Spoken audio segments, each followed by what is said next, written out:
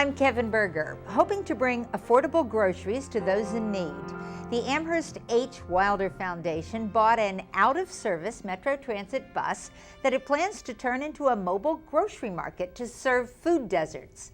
Here to tell us more about this unique concept is Leah Driscoll, Twin Cities Mobile Market Program Manager for the Wilder Foundation. Welcome to Newsmakers. Thank you.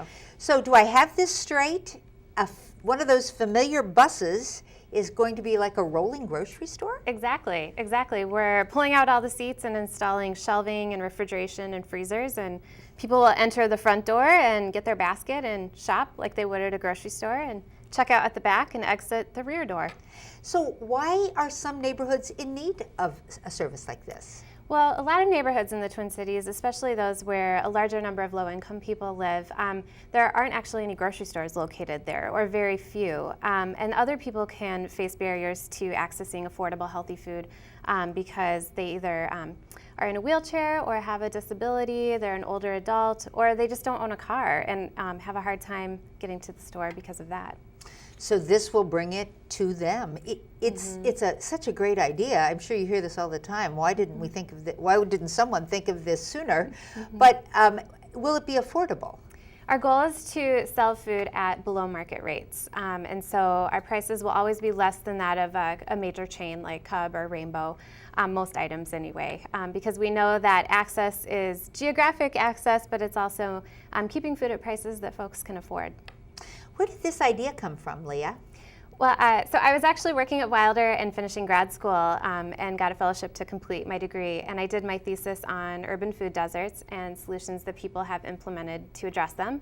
And I came across the mobile market model and thought it would be a great fit here in the Twin Cities. So that sort of started the idea. My husband and I applied for a social enterprise competition, which gave us initial startup funding, and we were eventually adopted by the Wilder Foundation and now operate as a program of Wilder. Will people when the bus starts rolling, will people be able to identify it? Will it be all painted up? Yeah, so we wanted to make it as bold and beautiful as possible. So it'll be bright green and covered in pictures of fruits and veggies and milk and dairy, and it'll have our logo on it and our name. So yeah, we definitely want people to be able to recognize us. And what neighborhoods will you begin in? We're starting on the east side of St. Paul, so Dayton's Bluff, Payne Phelan, Greater East Side, and then we're also hoping to serve Frogtown, Rondo, and the north end neighborhoods of St. Paul, and then eventually expand into North Minneapolis. So could you imagine, if not a fleet, more than one of these rolling buses, metro markets? Potentially. We're getting a lot of requests for us to stop at different locations. So we'll have to see how it works out. Our goal is to break even financially at the end of 5 years because we believe that it needs to be a sustainable operation. So we'll see how this first year goes.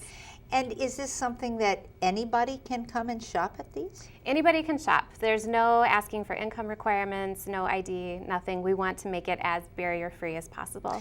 Could this change things for people for the better? That's the plan. That's the goal. We know that access to healthy food is tied to so many different health factors like obesity and diabetes, and that people in low-income neighborhoods disproportionately experience higher rates of those conditions. So we're hoping to start to reverse that trend. Great solution to a problem. Thanks. Thank you so much for joining us to tell us more about it. Now, if you would like to learn more about the Wilder Foundation's mobile grocery market or support the mobile market program, you can visit their website at twincitiesmobilemarket.com.